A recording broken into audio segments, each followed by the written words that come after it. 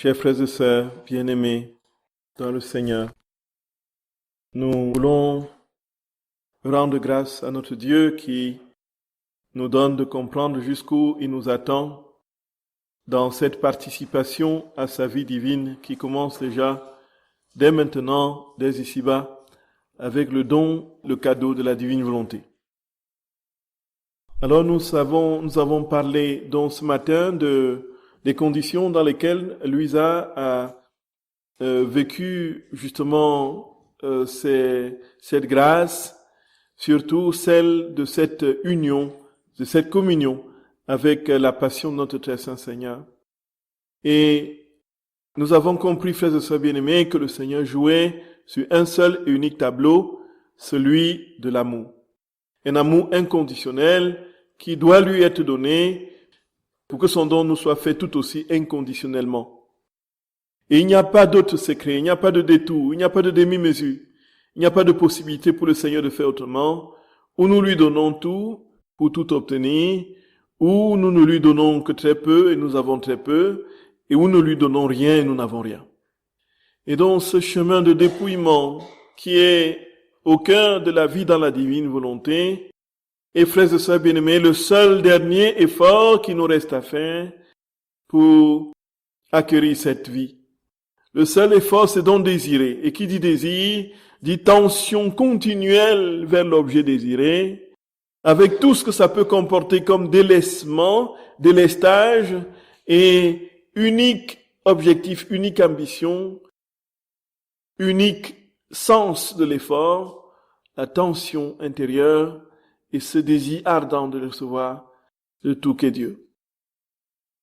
Et nous avons compris, frères et sœurs bien-aimés, qu'il n'y avait rien d'autre, aucun autre chemin, sinon celui-là. Mourir à notre volonté propre pour acquérir celle de Dieu. Alors, la passion de notre très saint Seigneur, dans ce qu'elle donne à comprendre et à voir, et tout cela, si Dieu nous demande quelque chose, c'est parce qu'il a déjà vécu. Il ne peut pas nous demander quelque chose qu'il ne peut pas faire, ou plutôt qu'il n'a pas déjà fait. Tout simplement, frères et sœurs bien-aimés, parce qu'il est celui qui donne, comme dit saint Paul, le vouloir et le faire. S'il nous demande de tout lui donner, c'est parce qu'il nous a tout donné. S'il nous demande de nous dépouiller, c'est parce qu'il s'est dépouillé. S'il nous demande de nous mettre sur la croix, c'est tout simplement parce qu'il s'est déjà mis sur la croix. Et s'il nous demande de vivre sa vie, c'est tout simplement parce qu'il a déjà vécu notre vie de manière divine. Donc Dieu, en fait, il est là juste pour nous inciter à acquérir la plénitude de ce qui nous attend et qu'il a déjà réalisé de manière parfaite. Et lorsque nous lui tendons notre cœur, notre âme, lorsque nous lui donnons toute notre vie et tout notre être, la seule chose qu'il fait désormais, c'est d'imprimer en nous ce qu'il a déjà vécu pour nous de manière parfaite, de manière divine. Voyez, frères et sœurs bien-aimés. Et ce faisant, il y a quelque chose à comprendre. La différence, ici, est très claire et nette. Entre la perfection que l'on atteint loin de Dieu et celle que l'on atteint en Dieu. Celle que l'on atteint loin de Dieu, c'est une perfection humaine, naturellement, truffée d'une part d'intérêt et de l'autre de tellement de fragilité que cette œuvre va immédiatement, en très peu de temps, s'écrouler comme un château de cartes.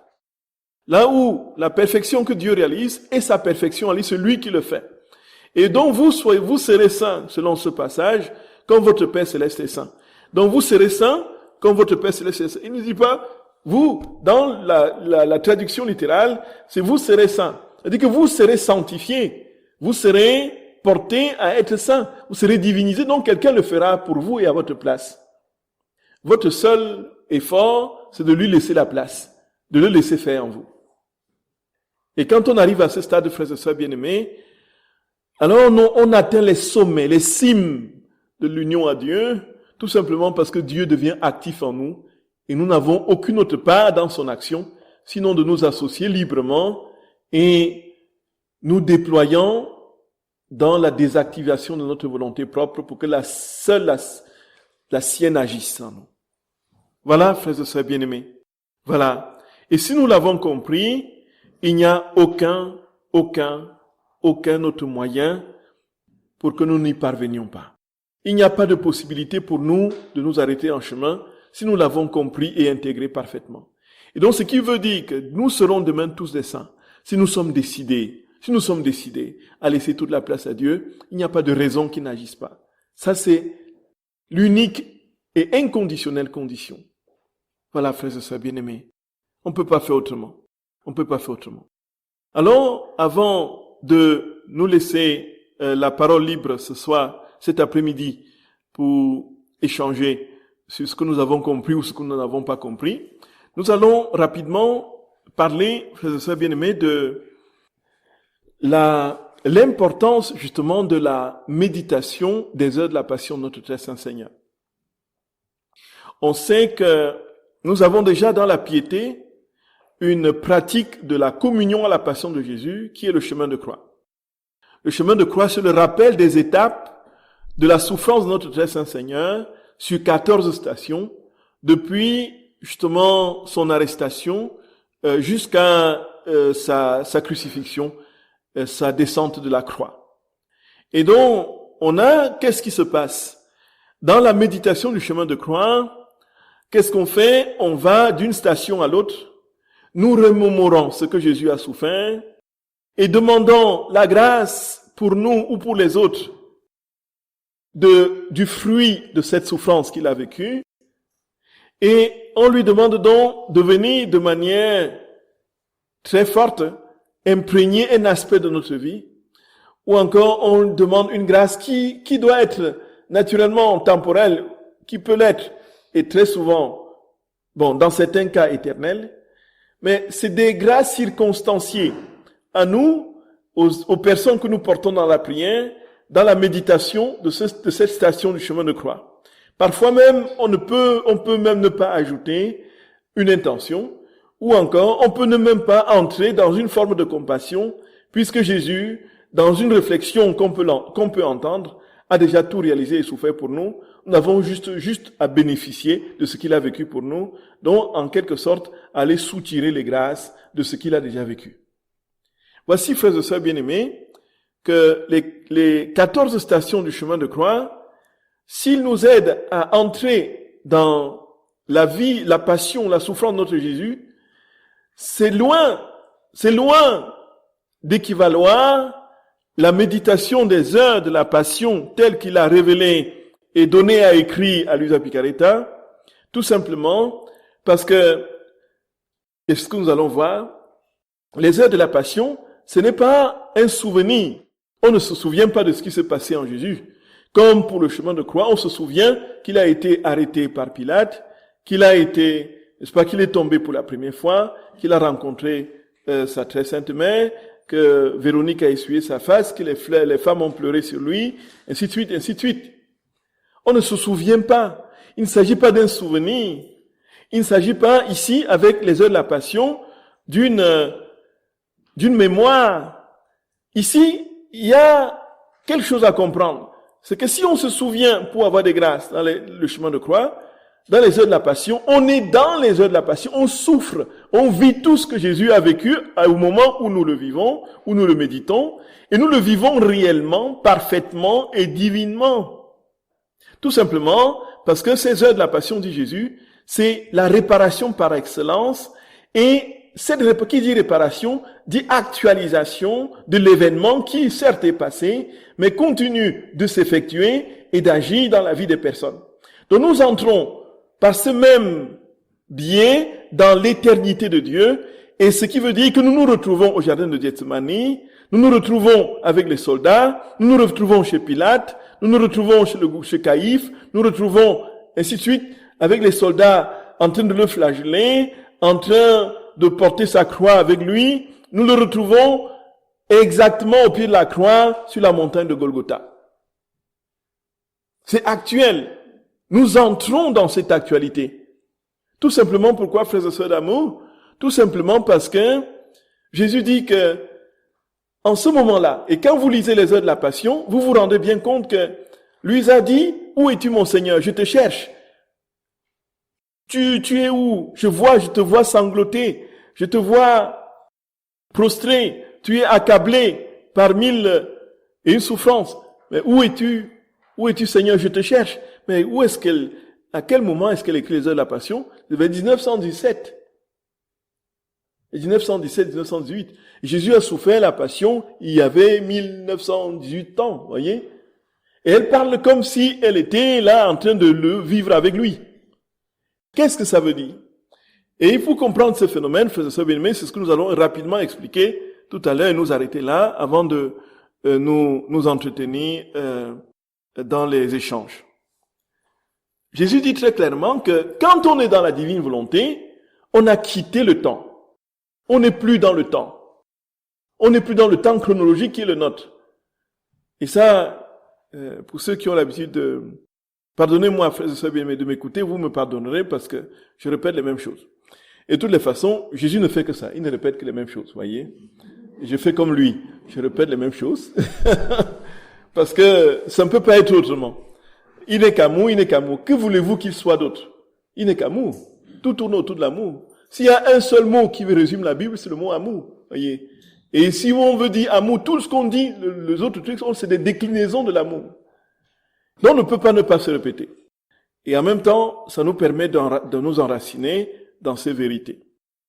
Jésus dit très clairement que, en fait, la divine volonté, c'est quoi? La divine volonté, c'est la volonté de trois personnes divines, le Père, le Fils et le Saint-Esprit, qui ne forment qu'une seule et unique volonté, et cette volonté qui fait leur substance, qui constitue ce qu'ils sont, et qui en même temps leur permet d'agir à l'extérieur d'eux-mêmes. Et c'est cette volonté qui, dit Jésus, a créé toutes choses. C'est cette volonté qui porte toutes choses. Cette volonté qui couvre toutes choses. Cette volonté qui agit au-delà des âges et du temps. Cette volonté qui se répand partout. C'est cette divine volonté qui répand, qui remplit l'univers. Cette divine volonté, ça veut dire quoi? Ça veut dire que nous sommes portés par Dieu. Si nous respirons, c'est parce que Dieu permet que nous respirions. Si nous marchons, c'est parce que lui, il nous donne la possibilité de marcher. Et s'il arrête, s'il décide que nous ne marcherons plus, nous allons immédiatement nous arrêter et puis nous risquons, s'il nous dit tu deviens maintenant complètement muet, tu ne parleras plus. Nous serons comme Zacharie, n'est-ce pas, quand il a douté que sa femme Élisabeth concevrait Jean-Baptiste, un peu. Il dit tu seras muet. Et puis effectivement, il a attendu et puis il ne pouvait plus parler. Et puis le moment venu, il a été délié. Dieu peut, comme pour la femme de Lot, dire tu deviens une boule de sel. Allez, en fait, nous sommes portés par Dieu. Tout est dans le mouvement de la vie divine, de la divine volonté. Tout est dans le support de la divine volonté. Que nous soyons conscients ou non, nous sommes tenus par Dieu. Même les méchants qui ne connaissent pas Dieu, ils sont tenus par Dieu. Si Dieu décide qu'ils sombrent dans le néant, que le temps s'arrête, ils s'arrêteront. Voilà. Donc même quand ils bougent, qu'ils prennent leur voiture, ils conduisent pour aller faire du mal, c'est Dieu qui porte ces actes-là sans être l'auteur, tout simplement parce que si Dieu ne soutenait pas les actes, il ne pourrait pas bouger un pied, poser un pied devant l'autre. Et donc cette divine volonté, donc, a aussi, comme dit Jésus, permis qu'il se répande dans tous les cœurs. Vous êtes là, chacun parle d'un Jésus comme étant d'un Jésus personnel. Chacun dit, voici mon Jésus. Nous avons une conscience dans l'intimité que nous avons avec le Seigneur, qu'il est pour nous et pour nous seuls. D'où vient que Jésus soit aussi tellement présent à chacun, de telle sorte que chacun peut dire c'est mon Jésus, alors qu'il est dans les milliards d'autres âmes. Il dit que c'est sa divine volonté qui l'a provoqué. Et comment se fait-il qu'il soit dans une hostie, dans 1000 hosties, dans 1 milliard d'hosties, dans 3 milliards d'hosties, dans 4 milliards d'hosties, dans le monde? C'est sa divine volonté, dit-il. Sa volonté qui permet cela. Et cette volonté donc qui est éternelle et qui régit tout, et dont ce qui le constitue, et dont il n'y a pas de succession de temps en lui. En Dieu, dans cette vie divine, il n'y a pas un temps il y a eu ceci, un temps il y a eu cela, un troisième temps il y a eu ceci. En fait, tout est dans un éternel et parfait présent. Étant dans cet éternel et parfait présent, ça veut dire quoi, frères et sœurs bien-aimés? Ça veut dire que tout ce qui est fait par lui ne meurt pas et est éternel. Ça veut dire que quand il a souffert au jardin de Gethsémani, cette souffrance aujourd'hui continue. Jésus est toujours en train de souffrir au jardin de Gethsémani. Puisqu'il est ressuscité d'un acte puissant de sa divinité, il est toujours en train de ressusciter. Puisqu'il l'a fait descendre son Esprit Saint, c'est un acte à lui, puisque cet acte est éternel, cet acte, comme il ne meurt pas, il est dans cet éternel présent, et il continue à envoyer son Esprit Saint. Puisqu'il est né à Bethléem, et que cet acte était l'acte de sa naissance, donc c'était un acte divin, il est toujours en train de naître. Et donc tout ce qu'il a déjà fait parfaitement et divinement, nous le retrouvons en lui, dans la divine volonté. Ce qui veut dire que quand nous méditons la passion, on entre dans la vie de Jésus exactement. On va au jardin de Gethsémani avec lui. On va chez Caïphe avec lui. On va chez Hérode avec lui. On va chez Pilate avec lui. On se laisse flageller avec lui. Donc tout est présent, parfaitement présent, éternellement présent. C'est ce qui est dit, ce que Jésus appelle son acte, dans son acte unique et éternel. Et comme c'est le cas, frères et sœurs d'amour, comme c'est le cas, qu'est-ce qui se passe? Ce que l'on voit, c'est que tout ce que nous pouvons faire désormais ne peut plus être, voilà, un jour, voilà, je prends la 3e heure de la Passion, je commence à méditer. En fait, je me rappelle ce qui s'est passé avec Jésus quand il a fait ceci. Non, en ce moment-là, j'entre en Jésus, j'entre dans son acte éternel, j'entre dans la scène qui est en train de se produire et je vis vraiment les choses, non pas comme si les choses sont vraiment présentes devant moi. C'est pourquoi il n'y a pas photo. C'est pourquoi ça ne peut pas être autrement, frères et sœurs bien-aimés. Il n'y a pas au-dessus. Dans l'acte éternel de Dieu, c'est-à-dire dans la divine volonté, tous les actes que nous posons ont le cachet de l'éternité. C'est-à-dire que nous reprenons la vie de Dieu. Comme il est parfaitement présent au ciel, il descend. Pendant que nous méditons les heures de la Passion, ce qui se passe, frères et sœurs d'amour, c'est inouï, c'est inouï. Et nous allons voir les prochaines fois comment les promesses que Jésus donne pour ceux qui méditent les heures de la Passion. Ce qui se passe, c'est que ce moment-là, Jésus est vraiment là. Tout ce qu'il décrit de sa souffrance, il le vit et nous entrons dans ce qu'il vit. Même si nous n'avons pas la perception sensible de ce vécu, il est là et nous entrons dans ce vécu par la foi. Et en ce moment, frères et sœurs bien-aimés, qu'est-ce qui se passe? Le temps s'arrête. Le temps s'arrête. Le temps s'arrête. Et nous vivons le ciel dans cette portion de temps. C'est fou. C'est fou. Et alors, si vous n'avez pas encore le tome 25, quand vous l'aurez, vous lirez. C'est un passage célèbre. Donc, il y a beaucoup de passages dans lesquels le Seigneur parle de cet acte éternel-là. Et le plus célèbre, le plus explicite que j'ai trouvé, c'est un texte du tome 19, du 25 août 1926. Du tome 19. C'est un texte du tome 19, du 25 août 1926. Donc, dans lequel le Seigneur, effectivement, explique de manière assez limpide cette vérité. Alors, c'est ce que nous allons rapidement voir, frères et sœurs bien-aimés, et puis le reste du temps, nous allons, voilà. Je me rappelais tous les actes de notre Seigneur afin de m'unir avec lui, mais aussi pour trouver sa très sainte volonté opérant dans tous mes actes, afin de pouvoir m'identifier à elle et faire de mon acte un seul acte unique. J'aurais voulu être conçu avec Jésus, naître avec Jésus, gémir, pleurer, souffrir, prier, verser mon sang avec le sien et mourir avec Jésus. Je pensais à cela lorsqu'il se manifesta en moi et levant le bras comme pour me serrer contre lui, il me dit, « Ma fille, ma vie entière n'a été qu'un acte unique. » Donc il faut dire que quand vous lisez Luisa Picaretta, parfois elle est saisie de certains désirs ou de certaines questions qui sont en fait le tremplin d'une explication que le Seigneur lui donne de manière surabondante après. Et il va lui dire d'ailleurs que c'est lui qui suscite en elle ces questions ou ces élans de désir pour mieux l'aider à comprendre et à vivre justement un mystère qu'il veut lui expliquer. Alors nous voyons que Louisa subitement va être prise d'un vif désir de naître avec Jésus, de pleurer avec lui, de gémir avec lui. Bon, ceci, naturellement, quand on aime quelqu'un, on veut vivre tout ce que cette personne vit. Mais de là à aller vouloir gémir dans la crèche avec Jésus, et puis voilà, pleurer dans les bras de sa maman avec lui, il y a effectivement un fossé que nous n'arrivons pas à franchir, nous, pauvres créatures, voyez. Alors, qu'est-ce qui se passe? C'est que cette âme est tellement remplie, investie de Dieu, d'une part, et de l'autre, le Seigneur veut l'amener à comprendre les mystères de cette vie dans la divine volonté, qui suscite en elle des états qui lui permettent justement de créer les conditions pour que ce mystère lui soit révélé, explicité, et pour qu'elle le vive.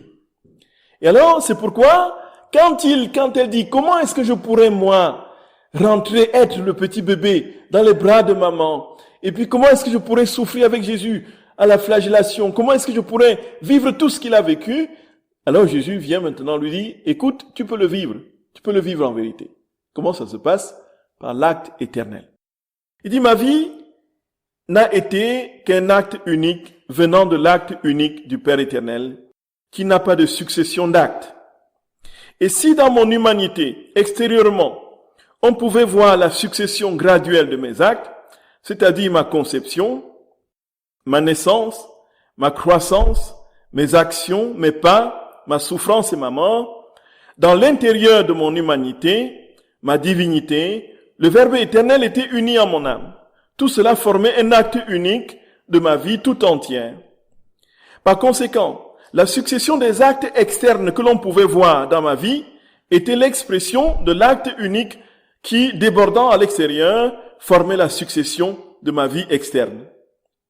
Mais dans mon intérieur, je fus conçu en même temps que je naquis, pleurai, gémis, marchai, opérai, parlai, prêchai l'évangile, instituai les sacrements, souffris et fus crucifié. Voyez, quand nous lisons ça, on se dit, mais c'est pas possible. Allez-y vous accrocher pour comprendre. Et c'est une fille qui n'a fait qu'une année de primaire, pratiquement, qui l'a écrit. Et nous comprenons, frères et sœurs bien-aimés, que ça c'est un critère absolument irréfutable de la véracité et de l'authenticité de ces révélations. C'est que quelqu'un qui n'a jamais été, qui n'a que le primaire comme bagage, écrive des choses d'une telle portée, au point où il faut, même pour ceux qui ont fait des études et ont fait des diplômes, pour qu'ils le comprennent, qui s'asseyent un tout petit peu et qui respirent un bon coup. Là, c'est la preuve, frères et sœurs bien-aimés, qu'il y a quelque chose ici de plus grand. Et là, c'est inévitable, c'est indiscutable. Alors, qu'est-ce que Jésus lui dit? Jésus lui dit que quand il est entré dans la condition humaine, il a épousé notre humanité. Jésus était vraiment homme et Dieu. Il était parfaitement homme, il était parfaitement Dieu. Et ce faisant, comme il était parfaitement homme, on ne pouvait que voir des actes humains se déployer à lui, se déployer de lui, sortir de lui, à l'extérieur de lui. Il mangeait, il marchait, il dormait, il se relevait dans le temps des hommes, dans la succession des temps. Il y avait un moment, effectivement, où il naît, il grandit, il a 12 ans, et puis ensuite il est jeune adulte, ensuite on l'arrête, on le crucifie, on le met au tombeau, et puis il ressuscite. Donc c'est le temps chronologique, le temps saucissonné des hommes. Avec un temps on fait ceci, un temps on fait cela. Voyez, la choucroute est déjà passée. La choucroute est derrière nous. Donc, c'était il y a environ 1h30. Donc, voici que c'est comme ça que nous évoluons. Nous allons évoluer ainsi jusqu'au tombeau. C'est-à-dire, un temps après l'autre, après, il avait quel âge? Il avait 70 ans. Il avait quel âge? Il avait 80 ans. Il avait quel âge? Il avait 90 ans. Il y a eu 1 an, 2 ans, 3 ans. Il y a eu le moment où il a fermé définitivement l'œil. Et puis, on dit maintenant s'il avait Alors, il y a eu une succession d'actes qui se sont posés. Jésus dit que lui, c'était cela à l'extérieur de lui dans son humanité. Mais dans sa divinité, cette divinité qui était attachée à son humanité, qu'est-ce qui se passait? Tout était déjà donné de manière pleine, parfaite et définitive. Il n'y a pas eu un moment où Jésus est né, un moment où il a grandi, un moment où il a prêché, un moment où il est mort, un moment où il est ressuscité. Donc, il est tout dans son acte éternel et unique, dans son acte unique, du fait de la divinité, était concentré en un seul point. Donc, en même temps qu'il naissait, il grandissait, dans le même temps, puisqu'il n'y a pas de succession de temps en Dieu. Il n'y a pas 1 minute, 2 minutes, 1 heure, 2 heures, 3 heures, un jour, 1 semaine, 1 mois, 1 année, 2 années en Dieu. Voyez. Donc, puisqu'il n'y a pas cette succession, tout est dans un temps unique, éternel. Il n'y a donc pas lieu d'aller chercher en Dieu parce que tout est en lui comme ça. Et même pour certains frères et sœurs bien-aimés qui font l'expérience de la mort et qui reviennent dire comment ça s'est passé, certains racontent que, effectivement, ils ont eu devant eux leur vie qui s'est déroulée en une fraction de seconde. C'est-à-dire que tout était non pas d'une rapidité, mais tout leur est donné de manière pleine. Ils ont une conscience pleine, profonde, de manière parfaite, immédiate, sans qu'il y ait besoin c'est-à-dire que sans qu'il y ait besoin que Jésus passe avec eux pour défiler, dire, regarde quand tu avais 2 ans, regarde quand tu avais 3 ans, regarde quand tu avais 7 ans, tu as fait ceci, regarde quand tu avais 8 ans, tu as fait cela, regarde quand tu avais 9 ans, oui, regarde, moi je parle de moi, il va me montrer le tableau. Quand tu avais 8 ans, tu regardes ce que tu as fait. Et regarde, voilà, ainsi de suite. Non, ce n'est pas un film, dans le sens d'un film, le film de notre vie, comme on dit, un film qui se déroule point par point, c'est-à-dire que tout nous est donné parfaitement. Nous avons une conscience claire, immédiate et pleine de tout ce qui n'a pas marché dans notre vie. C'est ça en fait. C'est donné d'emblée. Donc, il n'y a pas le petit Gabriel, il n'y a pas l'ado, il n'y a pas l'adulte. Tout nous est donné pleinement. Et donc, nous voyons de manière distincte, parfaite, de manière illuminative et gravée dans notre conscience et notre subconscient, dans tout notre être, la vérité de notre vie donnée de manière immédiate et pleine. Jésus dit que chez lui, c'était comme ça. En fait, si les hommes voyaient qu'il y avait le petit Jésus, qu'il y avait le petit Jésus de 12 ans, le bébé Jésus, le petit Jésus de 12 ans, c'est parce qu'il était dans l'humanité. Mais en lui, tout est parfait dans un temps unique et éternel.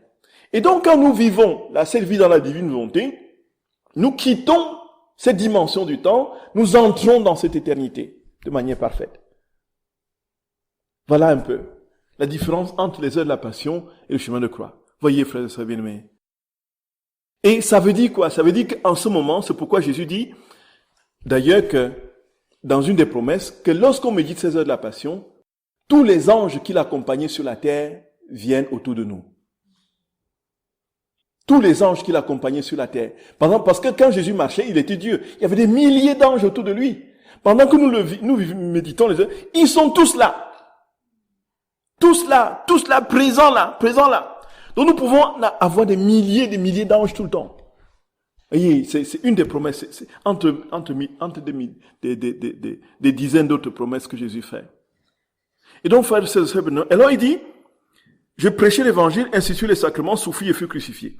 C'est pourquoi tout ce qui pouvait être vu à l'extérieur de mon humanité, peu à peu, pas à pas, n'était à l'intérieur de mon humanité qu'un seul acte unique, long et continuel, et qui continue encore. Ainsi, comme je fus conçu de l'acte unique de l'Éternel, j'ai toujours été dans l'acte d'être conçu. Donc, Jésus est toujours en train d'être conçu. D'être né, de gémir et de pleurer. En somme, tout ce que je faisais demeurait en acte, et un acte continu, parce que tout ce qui vient de Dieu et demeure en Dieu ne subit ni mutation, ni croissance, ni diminution. Lorsque l'acte est accompli, il demeure avec la plénitude de vie qui ne se termine jamais et peut donner la vie à tous et autant qui le veulent. Ainsi, ma volonté maintenait et maintient toujours toutes choses en acte. Ma vie entière, tout comme elle maintient en acte la vie du soleil, sans lui permettre de diminuer ou de croître dans sa lumière, dans sa chaleur et dans ses effets, tout comme ma volonté préserve l'étendue des cieux avec toutes les étoiles, sans jamais diminuer ou disperser une seule d'entre elles, il en est ainsi pour bien d'autres choses créées par moi. De la même manière, ma volonté suprême maintient la vie de tous les actes de mon humanité, sans même en disperser un seul souffle. Ça veut dire que tout ce que Jésus a fait dans son humanité est maintenu dans l'acte de Dieu. Ce qui fait que nous pouvons encore le voir au jardin de Gethsémani, nous pouvons encore le voir dans la grotte de Bethléem, nous pouvons encore le voir parce que tout est maintenu dans sa divine volonté. Tous ces actes de l'humanité, sa divine volonté les a éternisés. Et nous pouvons donc, frères et sœurs bien-aimés, parfaitement vivre ce que Jésus a vécu ici et maintenant. Ici et maintenant. Ici et maintenant. Il n'y a pas de mots, frères et sœurs bien-aimés. Il n'y a pas de mots. Et donc, Jésus dit que cette volonté ne sait pas faire des actes séparés. Sa nature est un acte unique, multiple dans ses effets, mais toujours un dans son acte. Par conséquent, elle possède l'âme. Elle appelle l'âme à se laisser dominer par elle, en union avec son acte unique, afin qu'elle puisse trouver tous les bienfaits, tous les effets que seul acte unique d'un Dieu peut posséder. Et c'est pourquoi, frères et sœurs bien-aimés, nous pouvons effectivement, très clairement, sans discuter, dire que nous pouvons vivre la vie du ciel sur la terre, ici-bas. Et alors, Jésus dit que dans cette divine volonté, on trouve tout. L'action de Dieu est un acte unique et celle des hommes, c'est un acte multiple. Voilà. Voilà à peu près, frères et sœurs bien-aimés, ce qui est au cœur même de la plus grande différence entre une méditation d'un chemin de croix, de piété, et puis les méditations des heures de la passion de notre Seigneur. Donc ça fait partie pratiquement de la vie dans la divine volonté, les heures de la passion. Donc si on vit dans la divine volonté sans les méditer, il y a quelque chose qui manque. Si on essaie de vivre cette vie sans la méditer, il y a quelque chose qui manque. Parce que Jésus nous dit, vous avez là la possibilité non seulement de rendre présent ma vie telle que je l'ai vécue de 17h du jeudi saint à 17h le soir du vendredi, la mise au tombeau, mais vous ramenez cet acte actuellement présent, mais là vous mettez de côté tout ce qui peut vous permettre de réparer en temps réel toutes les abominations des hommes. Ça n'a pas de nom, frères et sœurs bien-aimés, ça n'a pas de nom. Ça n'a pas de nom. Ça n'a pas de nom. Voilà, on peut s'arrêter là et laisser la parole à qui veut la prendre pour une question ou pour une remarque. Oui, ma chère. Oui. Dans la prière qui me fait un peu peur, oui. Lorsqu'on dit « Ô divine volonté, venez souffrir à travers mes souffrances », oui. il va y avoir souffrance, oui. de telle manière que mon âme consumée et fusionnée en vous soit un crucifix vivant. Oui. Ça veut dire est-ce qu'on va tout le temps souffrir? Non. En fait, c'est que on demande à la divine volonté de venir, on demande à Dieu, si vous voulez, parce que autre chose, c'est que divine volonté, ça peut être impersonnel comme ça. Divine volonté, c'est quoi? C'est la vie de la Trinité, c'est la volonté des trois personnes. Pour vous dire donc, c'est une manière de dire Trinité. Voyez, bienheureuse, viens souffrir ta vie. Qu'est-ce qui se passe quand c'est Dieu qui souffre en nous? C'est que cette souffrance n'est plus pour nous objet de révolte, ou de colère. Ce n'est plus une souffrance pour laquelle au mieux on est indifférente et dans lequel on essaye d'être stoïque et le laisser passer ou bien l'endurer parce que ça ne peut pas être autrement. Mais cette souffrance, si c'est lui qui la souffre en nous, si c'est Dieu qui souffre en nous, qu'est-ce qui se passe? C'est que il revit toutes les souffrances qu'il a vécues au temps de son incarnation de manière parfaite en nous et il nous donne tout le bénéfice tout le bénéfice, si nous sommes résignés, tout le bénéfice de ce que ces souffrances peuvent produire pour notre âme et pour le monde entier, puisqu'il souffre, il ne peut pas souffrir partiellement, il ne peut pas souffrir de manière partielle, il souffre pour l'humanité tout entière, passée, présente et future, qui recevra les répercussions de cette souffrance qu'il est en train de vivre en nous, dans la souffrance que nous lui avons offerte pour qu'il la vive. Voyez un peu. Donc cela ne veut pas dire que quand on dit viens souffrir, viens aux divines volontés, viens souffrir en... Donc, au divin, venez multiplier en moi votre action et souffrir en moi le saint sacrifice de la croix comme si tout le monde y avait assisté. Non, c'est autre chose, ça. Oui. Donc, cela ne veut pas dire que l'on invite le Seigneur à nous donner des souffrances. Cela ne veut pas dire qu'on lui dit, viens me faire souffrir, viens me faire souffrir, viens me faire souffrir, un peu. Il dit, viens souffrir ce que tu as à souffrir en moi, de ce que je souffre. Voyez? C'est-à-dire que les souffrances, nous les avons tous. Comment est-ce que nous les vivons, nos souffrances? Est-ce que nous essayons dans un cas de nous révolter et de dire que ce n'est pas juste que nous souffrions ainsi? Donc ça, c'est la première réaction naturelle et humaine. Ou secondement, on peut à la limite être indifférent et passif et dire bon, tant pis, bon, c'est comme ça, la vie c'est ainsi fait. Et je n'ai rien d'autre à faire, à modifier de mon destin, c'est comme ça. On essaie assez stoïquement de vivre les souffrances de sa vie en disant on peut rien y faire. Et puis, ou encore, je l'unis à la souffrance de Jésus dans un acte d'offrande et d'abandon, ce qui est déjà un pas au-dessus des deux premiers. Et, ou encore, je laisse Dieu venir souffrir en moi véritablement. Voyez? Où je dis maintenant, Seigneur, viens souffrir en moi. Et Jésus donne des pages lumineuses sur la souffrance dans la divine volonté, à mesure où il dit que quand Dieu souffre en nous, qu'est-ce qui se passe, frères et sœurs bien-aimés? Qu'est-ce qui se passe? Il dit que si le ciel pouvait souffrir, n'est-ce pas, il serait dans une souffrance atroce. Mais puisque Dieu, il est dans une béatitude parfaite, dans une sorte de béatitude inaltérable, qu'on ne peut pas changer, parce qu'au ciel, on ne souffre pas. Si on souffrait au ciel, personne ne voudrait aller au ciel.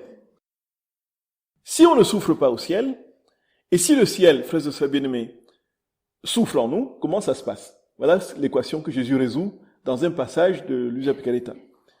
Alors il dit que, je crois que c'est au tome 16, il dit que lorsque l'âme souffre dans la divine volonté, si le ciel pouvait souffrir, il souffrirait avec elle.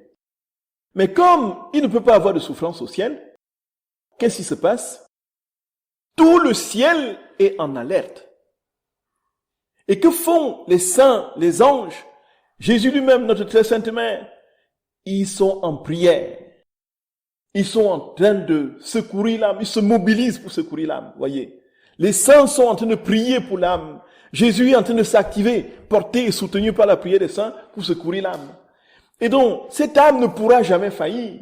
C'est pourquoi la croix, frères et sœurs bien-aimés, comme disait Saint Padre Pio, c'est la force la plus grande de l'univers. Si son poids nous écrase, sa force nous soulève. Alors, puisque nous avons offert nos souffrances en ce moment, alors que le ciel est complètement en haleine pour nous secourir, qu'est-ce qui se passe? Ces souffrances, dans le secours que Dieu leur apporte, retentissent sur toutes les âmes dans ces conditions en souffrance. Et qu'est-ce qui se passe pour ces âmes? Elles aussi, elles sont secourues, soutenues, elles sont assistées par le ciel. Et puis, ainsi de suite, réparant les souffrances mal vécues dans la révolte, et amenant ainsi les âmes progressivement à laisser Dieu vivre en tous. C'est pour ça qu'on dit on sauve des âmes. C'est ça. Donc, en fait, nous n'avons aucune action immédiate humaine pour que nos souffrances soient appliquées aux souffrances des autres. Il faut que Dieu vive en nous ces souffrances pour pouvoir, dans son éternité, dans sa divinité, la diffracter dans toutes les autres âmes de tous les âges. Oui, Magali. Bien sur la question de la souffrance, en fait, les différentes en fait entre la résignation et le stoïcisme, parce que quand on souffre et qu'on dit à Jésus, Seigneur, je te donne ma souffrance dans ta divine volonté, et on le fait, mais ça n'empêche pas que ça ne nous enlève pas la douleur. Oui. Et quelle différence vous faites justement entre être parfaitement résigné et être stoïque, enfin prendre sur nous, endurer Oui. en fait. Je vois pas la différence. Oui. Disons que dans le mot qu'on utilisait effectivement dans le vocabulaire théologique, ascétique et mystique, c'était le mot résignation. Voyez. Et ce que Jésus aussi très souvent utilise dans la résignation, c'était quoi en fait?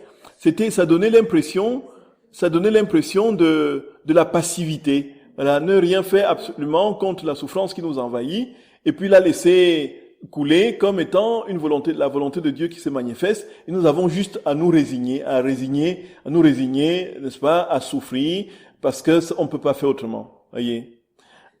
Ici, quand on entend résignation aujourd'hui, très clairement de la bouche de notre très saint Seigneur, il s'agit bien plus que le fait de dire maintenant, bon, je suis malade, et puis donc c'est la maladie, c'est voulu par Dieu, je n'ai pas besoin de me soigner de toutes les façons. Voyez un peu, très très basiquement, de manière assez frustre, nous pouvons prendre cet exemple.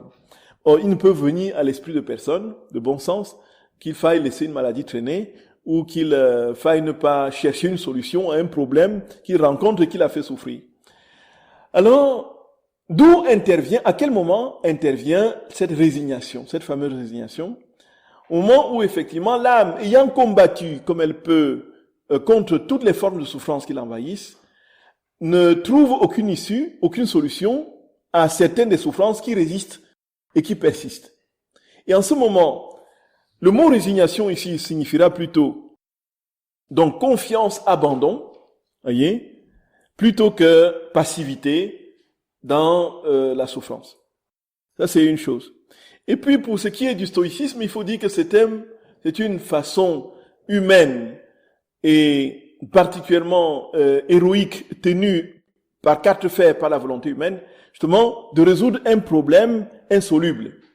Ça veut dire quoi? C'est que quand on ne peut plus rien contre une souffrance qui nous a assommés, qui nous assaille, qu'est-ce qu'on fait? Alors, on le vit stoïquement. Dans le meilleur des cas, si on n'a pas de révolte intérieure, qu'au moins, de manière assez marquée, que l'on essaye d'être au mieux indifférent, à la limite, supporter les dents serrées, cette souffrance, de manière stoïque, c'est-à-dire que sans laisser transparaître quelques défaillances extérieures, même si on souffre très fortement à l'intérieur. Or, aucune de ces deux attitudes, passivité ou stoïcisme, ne peut nous amener à fructifier nos souffrances et les rendre parfaites devant Dieu.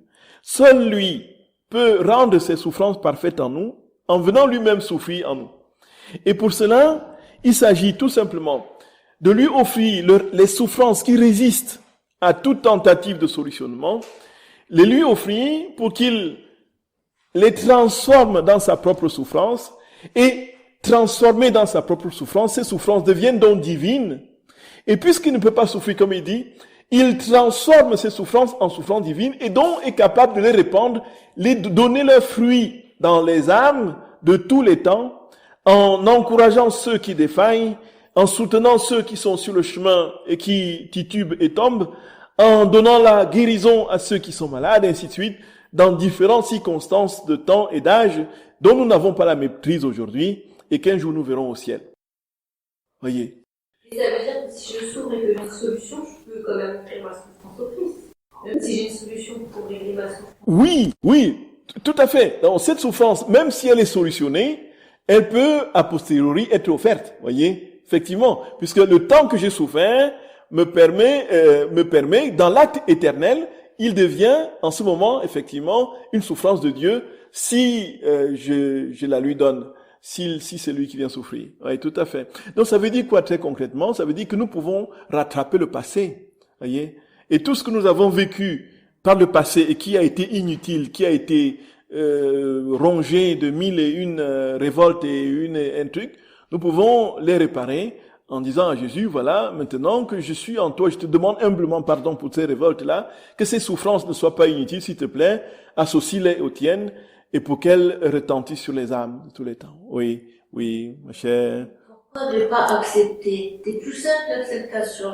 Oui, l'acceptation. La résignation, j'aime pas. C'est négatif. Oui, tout à fait. On parle plutôt plus d'acceptation. C'est ça. Exactement, ma chère Nicole. Oui, tout à fait. J'ai dit que le vocabulaire, tout à fait. Le vocabulaire, tout à fait exactement. Oui. En fait, dans le païanisme, le très bien dans les vertus, la résignation parfaite, dont Lisa a connue, en fait, c'est ça, c'est vraiment l'abandon, en fait. C'est la bonne vertu. Oui. Donc, je pense que le terme, c'est quand même résignation. En tout cas, c'est le terme employé pour Lisa et par Jésus. Donc, vous dites que chez le païanosisme, le mot résignation est utilisé parce que c'est ce qui est utilisé par Jésus dans les... Résignation parfaite. Résignation parfaite, oui. Résignation parfaite, c'est abandon et confiance. Voyez, c'est ça en fait. Voyez. Bon, donc il y a eu un premier sens de la résignation qui pouvait s'entendre dans le sens de, voilà, du laisser faire. Voyez, de la passivité. Voilà, qu'est-ce qu'on peut y faire? Voilà, on se laisse couler, quoi. Oui, ma chère Ingrid. Alors, j'ai une question concernant le don de la divine volonté. On dit que Louisa l'a reçu lors de sa confirmation de son mariage spirituel dans le ciel, Oui. à 24 ans. Mais en ce temps-là, Jésus ne parlait pas encore ou presque pas de la divine, de don de la divine volonté. Et on dit Louisa a encore péché, très peu, mais quand même. Alors, comment il faut comprendre cela? Oui, oui. Donc, vous posez la question de savoir qu'à l'âge de 24 ans, vous dites qu'à l'âge de 24 ans, Louisa au ciel a reçu le don de la divine volonté et ensuite, une fois revenue, elle a continué elle a quand même péché ou un peu, des choses comme ça. Et comment comprendre que la divine volonté fasse bon ménage avec le péché, c'est ça? À peu près. Oui, Jésus n'avait pas parlé dans ce temps de cela. Pourquoi on dit qu'elle a reçu? Oui, oui. Bon, alors, donc, effectivement, vous dites que Louisa, au moment où elle reçoit le don de la divine volonté, Jésus n'en avait pas encore parlé, c'est ça. Et donc, il faut dire que Louisa, dans les premiers volumes, fait le récapitulatif de ce qu'elle a vécu des années avant. Voyez, c'est dans les premiers volumes, c'est près de 20 ans d'expérience qu'elle résume. Vous voyez un peu ça. Oui, c'est ça. Et ce qui fait que tout, y compris le déroulement de sa vie intérieure, la grande confession de 7 heures de temps, ainsi de suite, tout ça, c'était dans cette période de 20 ans-là. Et puis lorsqu'elle va pour recevoir le cadeau de la divine volonté, elle est véritablement préparée maintenant pour commencer cette vie dans la divine volonté que le Seigneur va lui donner progressivement dans les enseignements ultérieurs.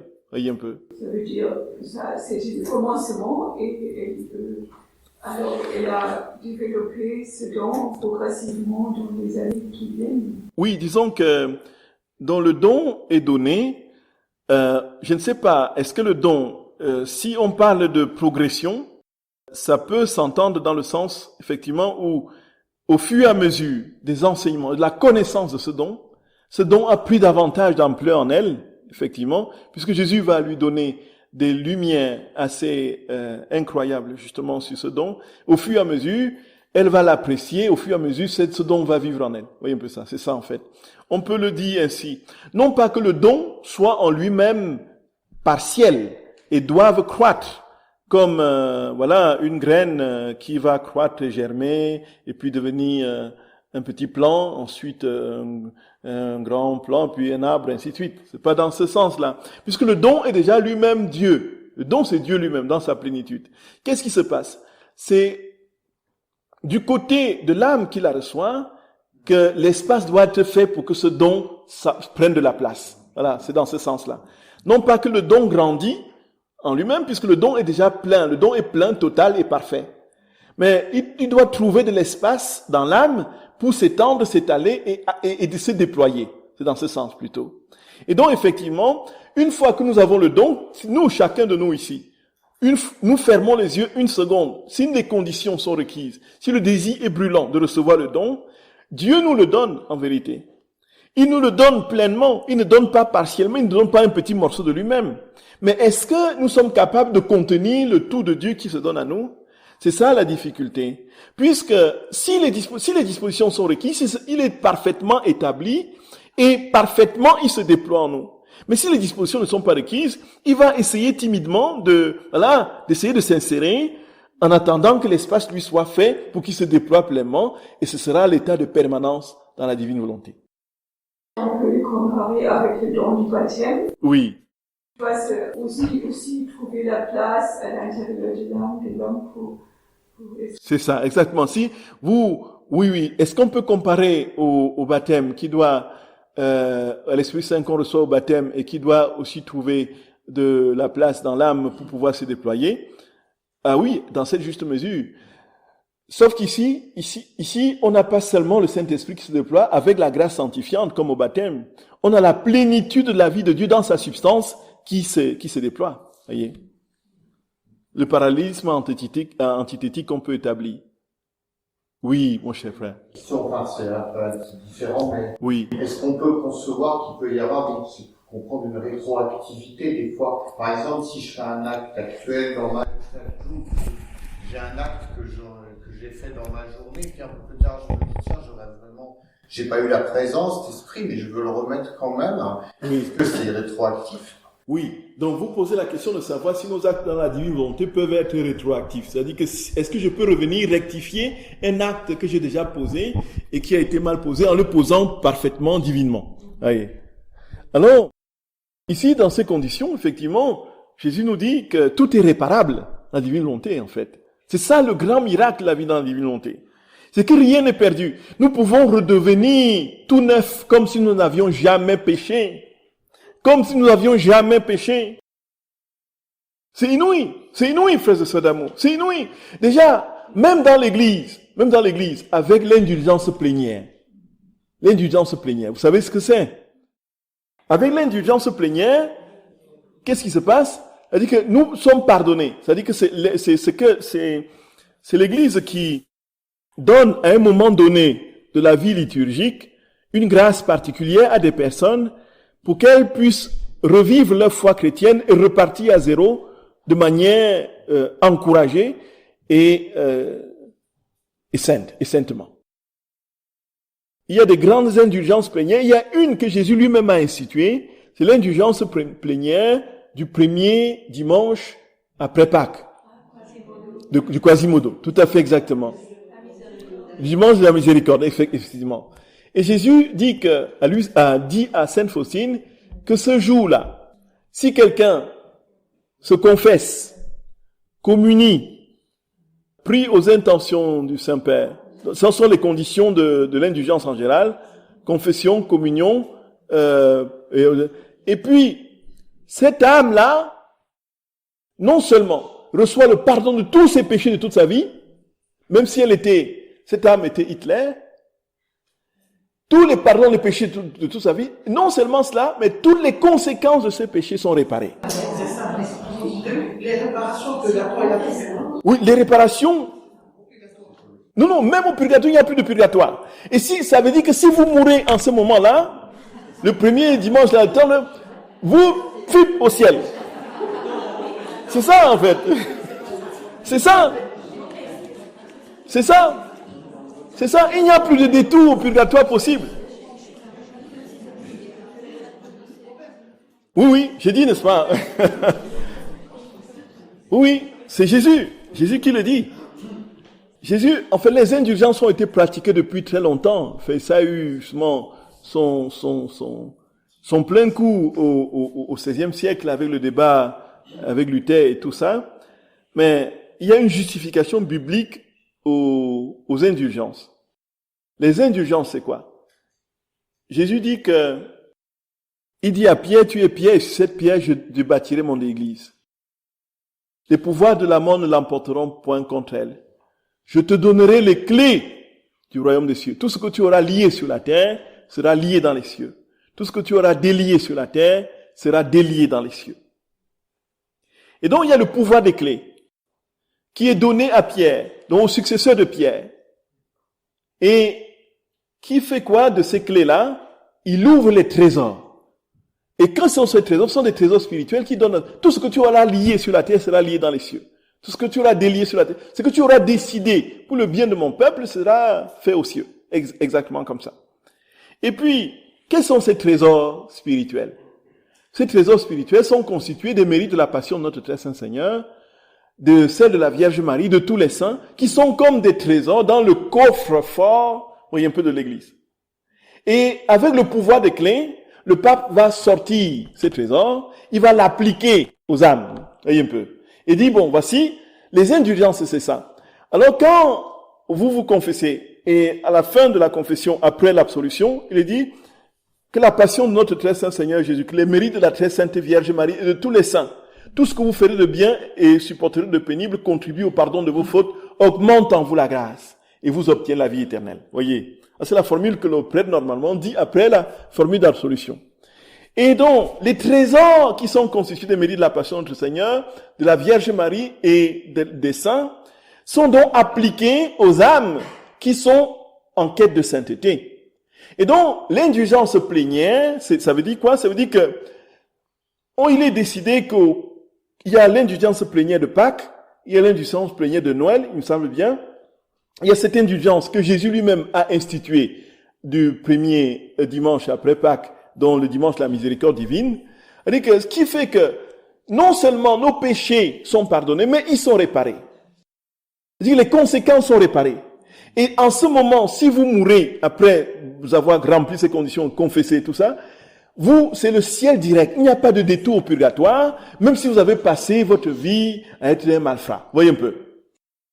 C'est ça. Et c'est pour ça que moi, je ne rate jamais le premier dimanche après Pâques. Hein.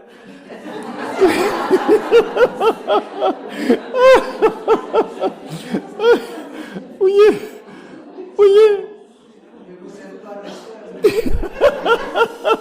Voyez. Alors je ne laisse pas passer. C'est énormément de grâce que le Seigneur nous accorde dans son Église et qu'il nous faut saisir. Et donc, Jésus nous dit très clairement que nous posons un acte dans la divine volonté, nous réparons parfaitement. Si déjà l'indulgence plénière repasse là, à plus forte raison, Dieu lui-même qui agit et vit en nous. À plus forte raison, nos vies ne seront-elles pas réparées et restaurées? Voyez, frères et sœurs bien-aimés. Voyez? On est assis sur des trésors. Sur des lingots de vie divine. Voyez? Oui.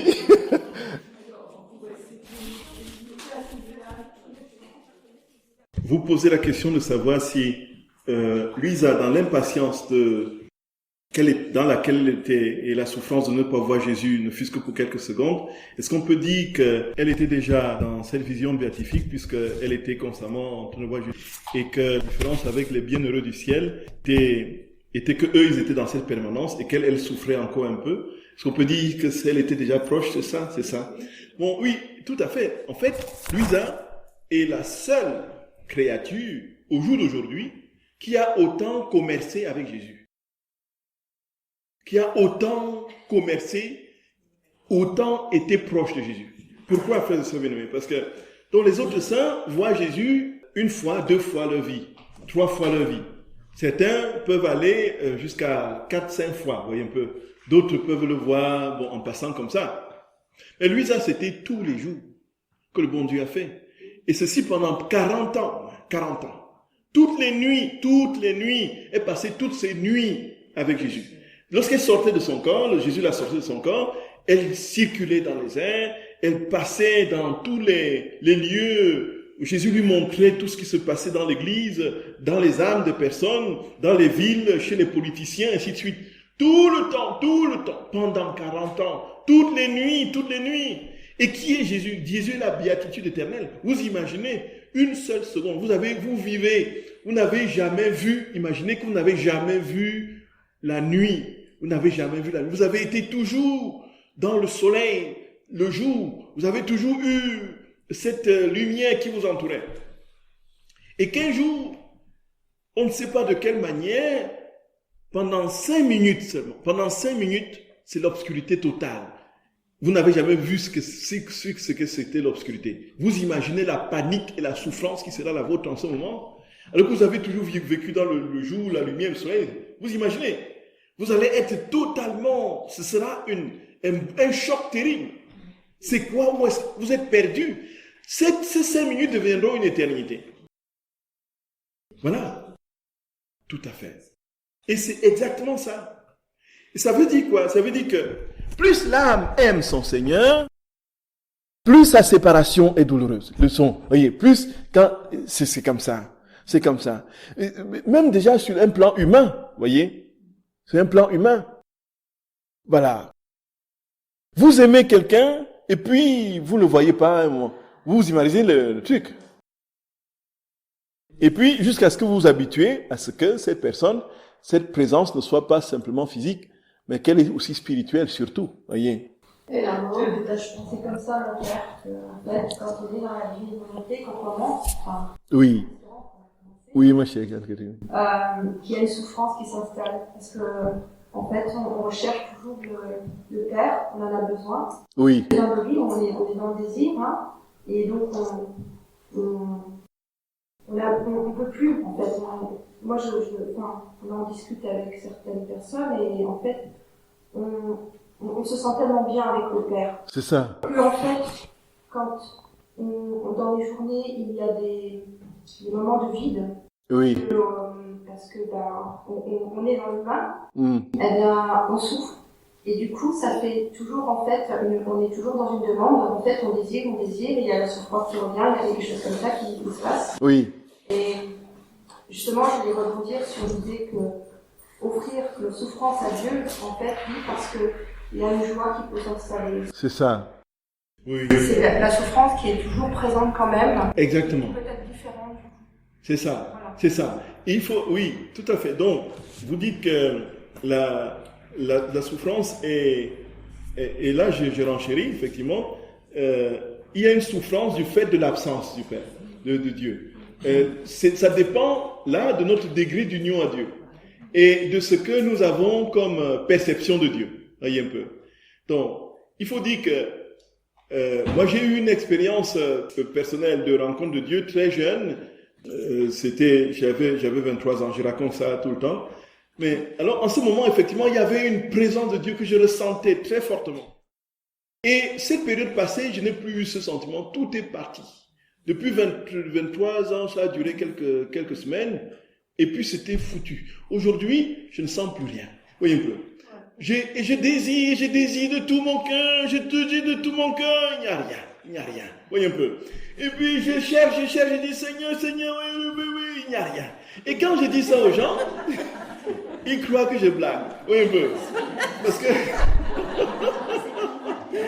Parce que je parle avec tellement de conviction qu'on croit que, voyez un peu, je baigne, je passe mes journées et mes nuits avec Jésus, quoi, avec le Dieu. Voyez, c'est sec, voyez. En même temps, je me dis, effectivement, s'il n'y avait pas cette sécheresse qui me pousse à le chercher, voyez un peu, et à le désirer tant, je pense que je me serais assis tranquillement et dit, bon voilà, j'aurais donné quelques commandes à Jésus, va me faire des courses, et ainsi de suite. Et un peu. Et je pense que c'est la souffrance que nous vivons et qui peut être pour certains très très prolongée, de ne pas voir Jésus, est fonction de l'amour qu'on a pour lui et qu'on aurait au moins voulu sentir un instant cette présence-là. Voyez un peu, très cher. Mais s'il ne se manifeste pas, c'est bien parce qu'il nous éduque à une plus grande... Il est en train de créer en nous l'espace nécessaire pour accueillir la plénitude quand le moment viendra. Quand nous le ressentirons, nous ne pourrons même plus tenir debout. Nous allons tout simplement tomber à la renverse et partir avec lui. Tellement le réceptacle est grand. Tellement le réceptacle a été grand, préparé par ces années de sécheresse. Ça, en fait. Oui, moi, c'est ça. Dans le petit livret qu'on m'a prêté, oui. dont je vous annonce une bonne nouvelle, oui. Il est dit que c'est une vocation quand même. Vocation, c'est la vocation de tout le monde. C'est un peu comme on dit, effectivement. Vous dites que dans le petit livret, oui. Jésus a dit, si j'ai bien lu et bien compris, Jésus a dit, je donne à qui je veux. Mais il veut donner à tout le monde, lui.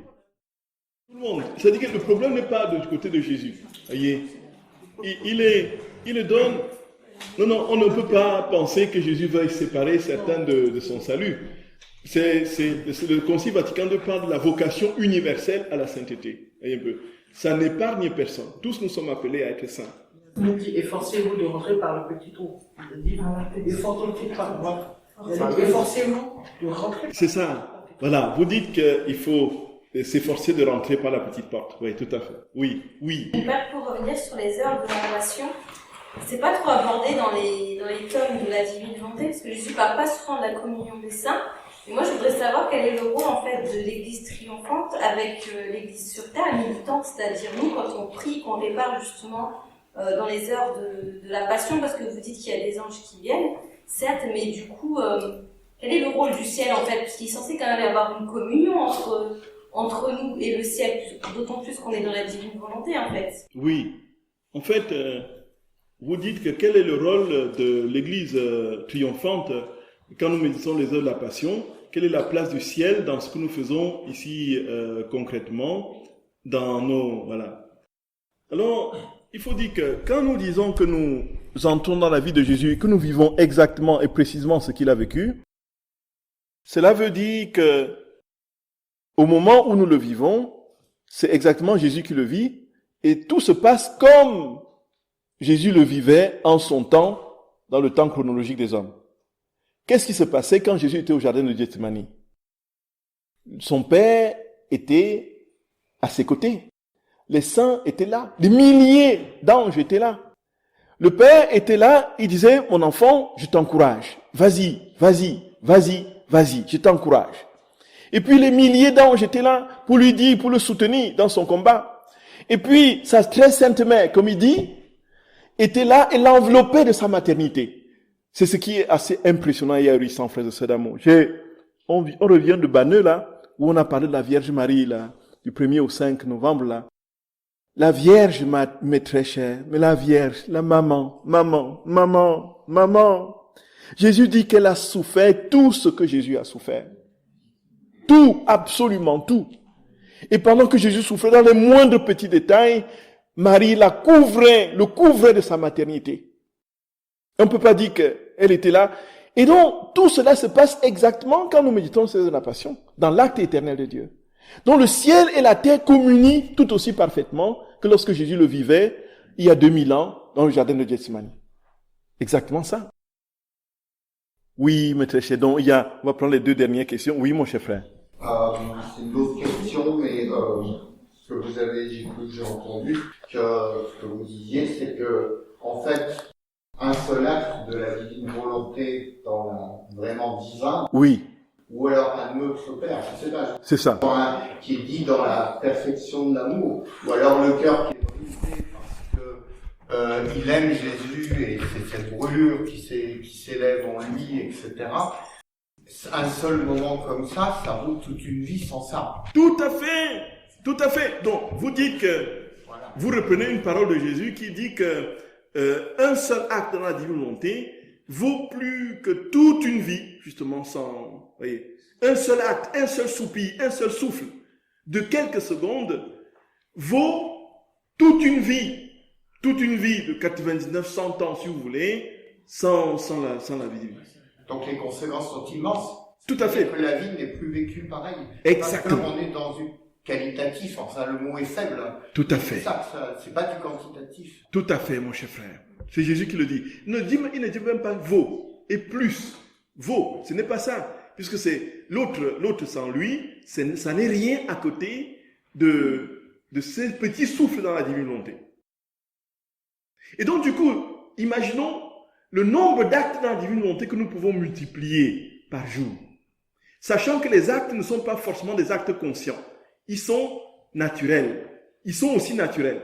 Respirer, manger, boire, dormir, marcher, sont des actes inconscients qui ne nécessitent pas ce sont des actes naturels.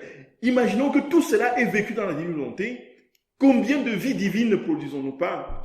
Pouvons-nous pas produire? Il faut la répétition des actes aussi, mon Père. La répétition. Jésus le dit, il faut quand même qu'on ait une continuité dans la répétition de nos actes, sinon si c'est interrompu, si on fait de façon irrégulière, on n'entre pas dans le monde de la divine volonté. Mais la répétition des actes, l'acte qui est déjà passé en lui, reste, est définitif et éternel. Et la constance, l'inconstance ne supprime pas les premiers actes posés en lui. C'est dans ce sens. Mais effectivement, pour la permanence, on n'a pas la plénitude en fait. la plénitude, la constance, vous voulez dire. Oui. Mais la plénitude est donnée dans le don. Et c'est nous qui ne sommes pas capables. Quand même concrètement qu'il faut quand même qu'il y ait une continuité et une répétition quand même suivie de nos actes pour constituer vraiment notre vie dans la divine volonté. Pour constituer notre vie, ça c'est autre chose. Entre constituer une vie et poser un acte, c'est différent.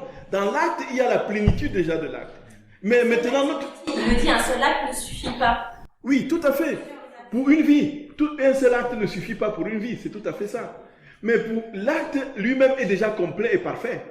Donc si nous faisons un acte, si nous posons un acte provisoire une fois pour toutes, c'est vrai que l'acte lui-même est déjà au ciel, comme Jésus dit, rempli de lui, il est diffracté dans l'éternité. Mais nous avons la possibilité de donner vie à des milliards et des milliards d'autres vies divines, voyez un peu, par nos actes.